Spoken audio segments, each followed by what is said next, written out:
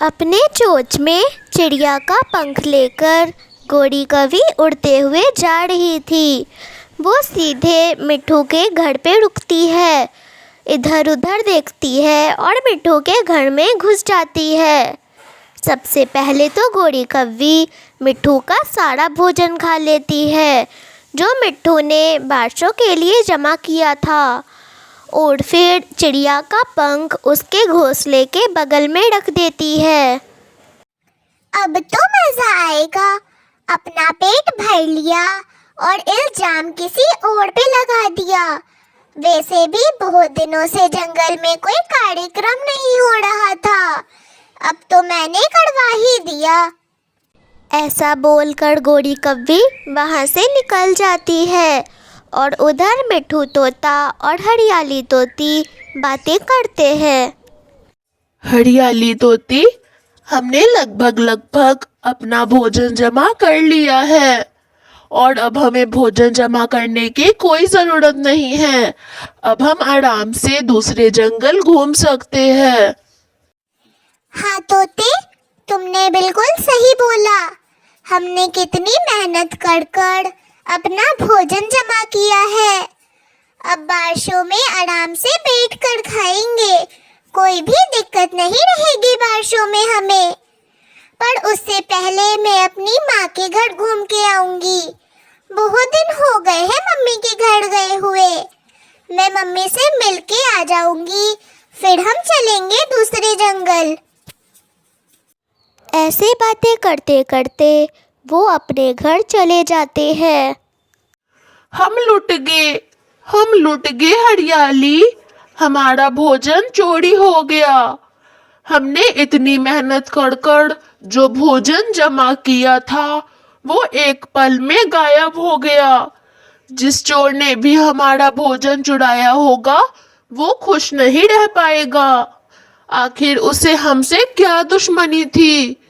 पीछे से कबूतर आता है और फिर मिट्ठू तोते और हरियाली तोती से पूछता है, क्या हुआ तोते, तुम रो क्यों रहे हो?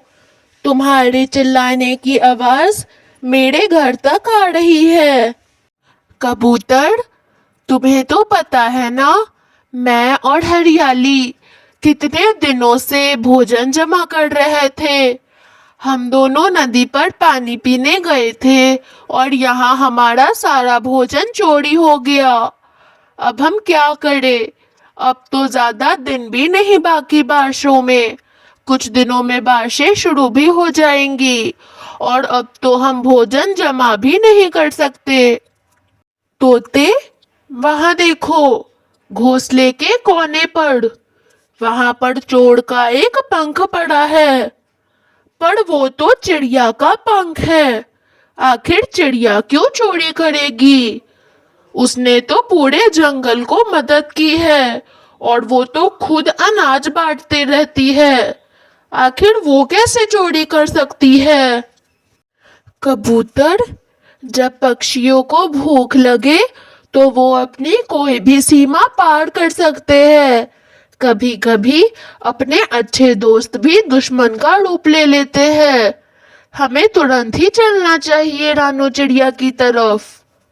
और फिर तोता चिड़िया के पास जाता है और ना ही चिड़िया को कुछ बताता है और ना ही चिड़िया से कुछ पूछता है, बस उसे मारना शुरू कर देता है। चिड़िया, आखिर तुमने ये साबित कर ही दिया कि भूख के आगे कोई भी दोस्ती नहीं होती। तोते, ना ही तुमने कोई जान पहचान की और ना ही मुझसे कुछ पूछा, सीधे तुमने मुझ पर आरोप लगा दी। जब मैं आ रही थी भोजन लेकर तो मैंने देखा कवि एक पीले रंग का पंख लेकर तुम्हारे घर में घुसती है और मैं एक पेड़ पर बैठकर ये सब देख रही थी और कवि अंदर जाकर तुम्हारा सारा भोजन खा जाती है और फिर घोंसले के बगल में वो पंख रख देती है। और फिर तोता उदासी से चिड़िया से माफी मांगता है।